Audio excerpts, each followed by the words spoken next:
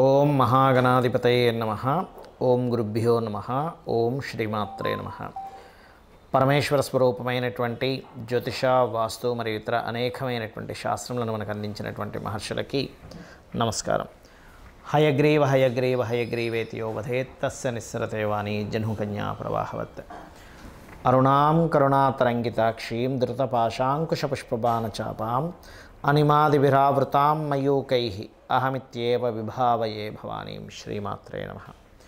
ప్రేక్షకులకి ఆ లలితాంబిక అమ్మవారి యొక్క అనుగ్రహం పరిపూర్ణంగా కలగాలని మనస్ఫూర్తిగా కోరుకుంటూ మనం ఈరోజు చెప్పుకోబోయే టాపిక్ ఏమిటంటే 2025 సంవత్సరంలో 12 లగ్నాల వారికి, లగ్నాలు తెలియని వారి రాసుల వారికి ఎలా ఉండబోతుంది. అయితే ఇక్కడ మీకు సందేహం కలగవచ్చు, ఏమంటే మన తెలుగు సంవత్సరం కదా 2025 ఎందుకు చెప్తున్నారని. నాకు చాలామంది మెసేజ్లు చేసి ఏమంటే 2025 ఎలా ఉంటుందంటే ఉగాది దాకా ఆగండి, ఉగాది మనకి లెక్క అంటే అలా కాదు సార్, మేము ఇయర్ ప్లానింగ్ చేసుకుంటాం కదా విదేశాల్లో ఉండేవాళ్ళం. అది 2025 ప్లానింగ్ అంటే జనవరి నుంచి డిసెంబర్ ప్లానింగ్ చేసుకుంటాము.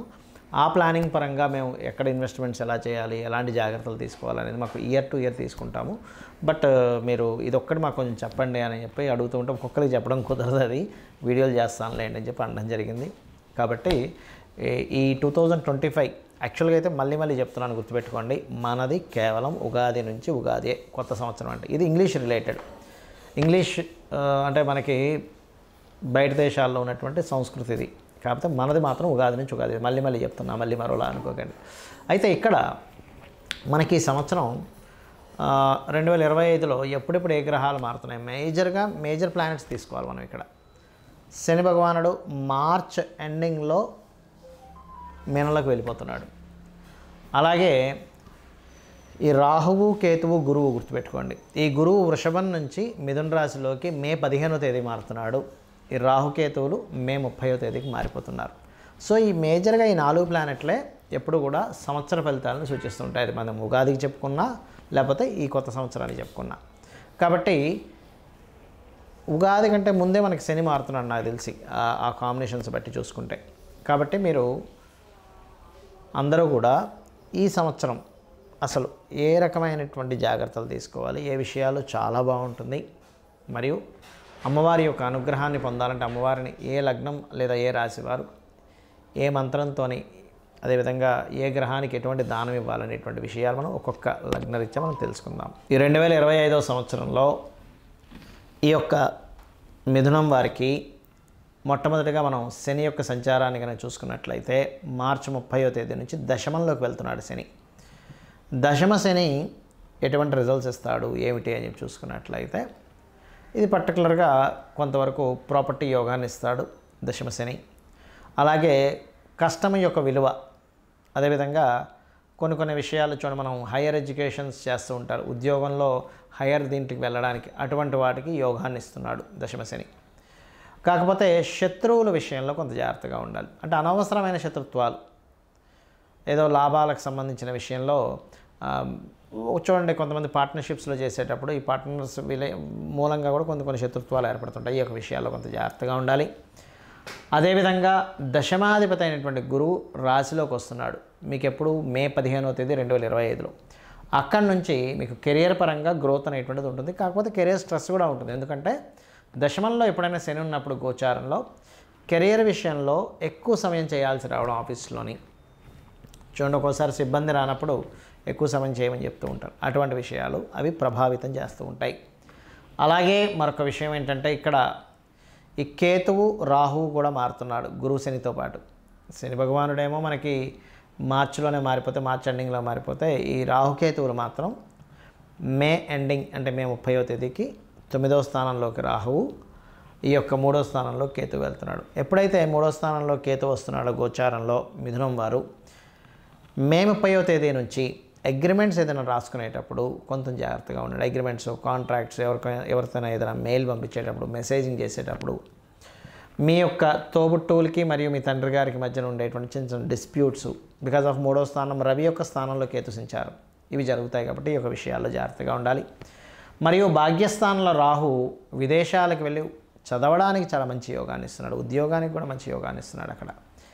అలాగే పిహెచ్డీస్ చేయడానికి విదేశాలకు వెళ్ళి కొంతమంది ఎండీ చేస్తుంటారు. ఇట్లాంటి వాటికి చాలా చక్కగా ఉంది. కాకపోతే ఎప్పుడైనా రాహు 9వ స్థానంలో ఉన్నప్పుడు పితృదేవత ఆరాధన చేయాలి అని చెప్తుంది శాస్త్రం. అంటే ఏమిటి, మీ పూర్వీకులు ఎవరైతే ఉంటారో, మీ తాతలు ముత్తాతలు మీ వాళ్ళు ఉంటారుగా, తండ్రి ఉంటే తండ్రి లేదా తాత ముత్తాత వీళ్ళు ఇంకా ఉన్నారండి అనుకుంటే మీ పై వాళ్ళు పెడతారు వాళ్ళకి.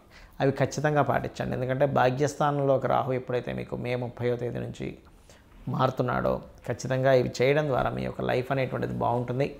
ఇక మీరు చేయవలసినటువంటి దేవతారాధన ముఖ్యంగా అమ్మవారి యొక్క ఆరాధన, లలితా సహస్రనామాల యొక్క శ్రవణం చేయండి. 3లో కేతు ఉన్నందుకు కనకాంగద కేయూర కమనీయ భుజాన్వితాయే నమః అనే మంత్రం చేయండి. అది కనుక చేసినట్లయితే ఖచ్చితంగా మీకు బాగుంటుంది. చాలామందికి కొన్ని అపోహలు ఉన్నాయి. ఏమిటంటే మూలా నక్షత్రంలో పుడితే మంచిది కాదని, ఆశ్లేష నక్షత్రంలో పుడితే అత్తగారికి గండమని. ఫస్ట్ ఇవి ఎక్కడా శాస్త్రాల్లో లేవు, గుర్తుపెట్టుకోండి. శాస్త్రంలో శాస్త్రపరంగా ఆశ్లేష నక్షత్రానికి అత్తగారి గండము లేదు, మూలా నక్షత్రంలో పుడితే ఇబ్బంది ఏమీ లేదు. మూలా నక్షత్రం సరస్వతీదేవి నక్షత్రం. ఆశ్లేష నక్షత్రంలో పుడితే అద్భుతమైన తెలివితేటలు ఉంటాయి వాళ్ళకి, గుర్తుపెట్టుకోండి. మంచి తెలివితేటలు అయిన వాళ్ళు ఉంటారు. ఎందుకంటే చంద్రుడు మూన్ బుధ నక్షత్రంలో ఉన్నాడు. ఇది మీరు అర్థం చేసుకోవాలి. మూలా నక్షత్రంలో పుట్టిన వాళ్ళకి ఆధ్యాత్మిక యోగం కూడా బాగుంటుంది. తల్లిగారు మంచి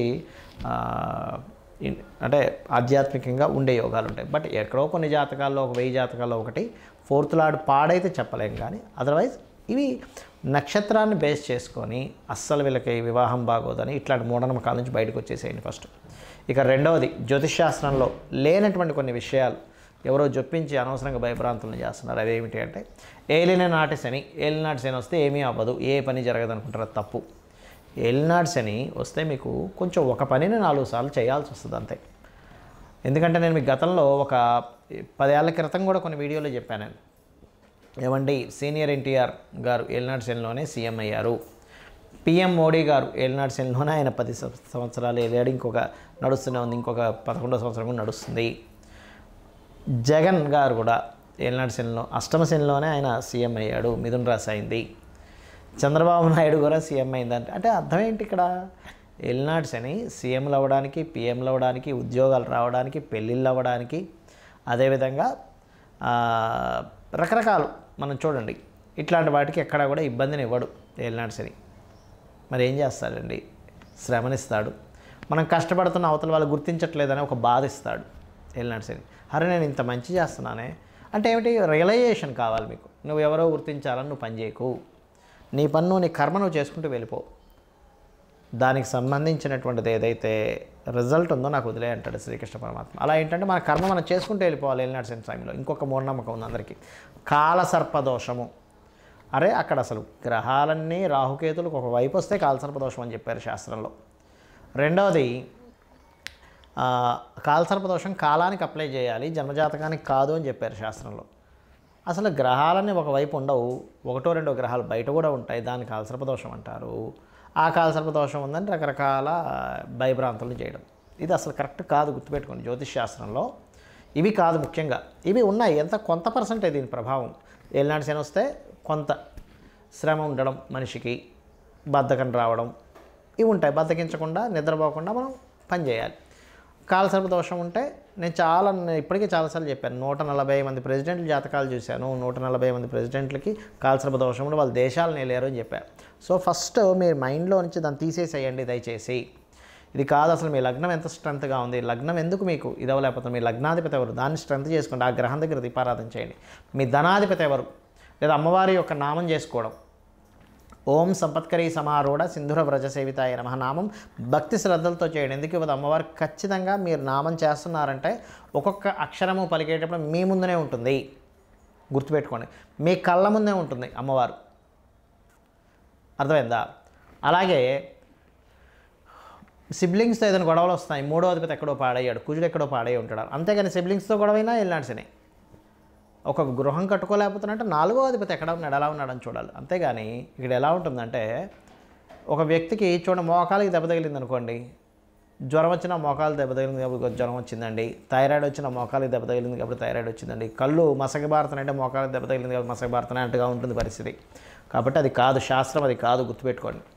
మీ అధిపతి మీ లగ్నం నుంచి ఎన్నో అధిపతి ఎలా ఉన్నాడో దాన్ని బట్టి మీకు ఇబ్బంది అనేటువంటిది మీ పూర్వజన్మ కర్మ వల్ల వస్తుంది. ఆ కర్మను తొలగించుకోవాలి. ఇంకొక మూఢనమ్మకం, అన్నిటికన్నా పెద్ద మూఢనమ్మకం ఉంటుంది, గుర్తుపెట్టుకోండి. మీరు చేసినటువంటి కర్మలు అంటే మీరు నేను అందరం గుర్తుపెట్టుకోండి, మనందరం చేసినటువంటి కర్మల ద్వారా మనం అనుభవిస్తుంటాం ఈ జన్మనెత్తి. ప్రతి జీవి కూడా దీన్ని తీసుకెళ్ళి దేవుడు కంట కడతాం. ఎట్లాగా? దేవుడు లేడు, దేవుడు ఉంటే నాకు ఇన్ని కష్టాలు వస్తాయా? ఇప్పుడు ఒక టీచరు చక్కగా క్లాసులో ఉన్న 50 మందికి క్లాస్ చెప్పింది, తర్వాత ఎగ్జామ్ పెట్టింది. వీడు సరిగ్గా టీచర్ చెప్పింది వెనక సరిగ్గా రాయకపోతే టీచర్ చెప్పనట్ట, టీచర్ లేనట్ట. నువ్వు చేసినటువంటి కర్మకి నువ్వు అనుభవిస్తున్నావు. అది మంచి కావచ్చు, గుడ్ ఆర్ బ్యాడ్. గుడ్ అయినా మీ కర్మే, గుర్తుపెట్టుకోండి. మీకు ఒక బాగా కలిసి వచ్చిందన్నా మీ కర్మే, మీకు ఇబ్బంది పడుతుందన్నా మీ కర్మే. మరి దేవుడు ఎందుకు అంటే, చిన్న ఎగ్జాంపుల్తో చెప్పి నేను ముగిస్తాను, గుర్తుపెట్టుకోండి. ఒక పిల్లవాడు స్కూల్కి వెళ్తున్నాడు రోజు. అక్కడ ఒక వీధిలో కుక్క ఉంది. ఆ కుక్క వెంటపడ్డము అరవడమో చేస్తుంటే వీడికి భయపడుతున్నాడు. స్కూల్కి వెళ్ళలేకపోతూ భయపడుతూ రావడం. అమ్మకి చెప్పాడు, అమ్మ నేను స్కూల్కి వెళ్ళాలి కానీ రోజు అక్కడ ఒక కుక్క ఉంది అన్నప్పుడు అమ్మ ఏం చేసిందంటే, ఏం కాదురా నేను ఉన్నాను పద అన్నది. లేదా ఒక బెత్తం ఇచ్చింది చేతికి, ఒక కర్ర ఇచ్చింది. అరే ఆ కుక్క ఏదైనా వస్తే కర్రతో ఇలా పారిపోద్దని. అప్పుడు అమ్మ పక్కన నుండి నడిపిస్తున్నప్పుడు వీడు స్కూల్కి వెళ్ళడము అక్కడ ఆగలేదు, కుక్క అక్కడే ఉంది. కానీ పక్కన ఎప్పుడైతే అమ్ముందో ఏం జరిగింది? మీకు ధైర్యం ఉంది. అంటే మీరు ఎప్పుడైనా అమ్మవారి ఆరాధన, భగవత్ నామస్మరణ రెగ్యులర్గా చేస్తూ ఇంట్లో సూర్యోదయానికి ముందే దీపారాధన చేయడము, అదేవిధంగా రెగ్యులర్గా ఆలయాలకు వెళ్ళడం చేసినప్పుడు ఏమవుద్దంటే మీ కర్మలు ఎలా ఉన్నా మీరు ధైర్యంగా దాన్ని ఎదుర్కోగలుగుతారు. కాబట్టి ఎన్ని పనులున్నా ఏమైనా ఒకటే గుర్తుపెట్టుకోండి, అమ్మవారిని ఆరాధన చేయాలి, రోజు లలిత సహస్రనామాలు చదువుకోవాలి. లేకపోతే మీ ఎవరైనా సరే అంతా ఒకటే గుర్తుపెట్టుకోండి. శివుడు వేరు, నారాయణుడు వేరు, అమ్మవారు వేరు, ఇవన్నీ పిచ్చి మాటలు అన్నమాట. అంతా ఒకే బ్రహ్మం, ఒకే ఈశ్వరుడు ఇన్ని రూపాలుగా ఉన్నాడు అనేటువంటిది అర్థం చేసుకుంటూ మీ అందరూ కూడా ఈ 2025వ సంవత్సరం అమ్మవారి అనుగ్రహంతో బాగుండాలని మనస్ఫూర్తి కోరుకుంటూ శ్రీమాత్రే నమః.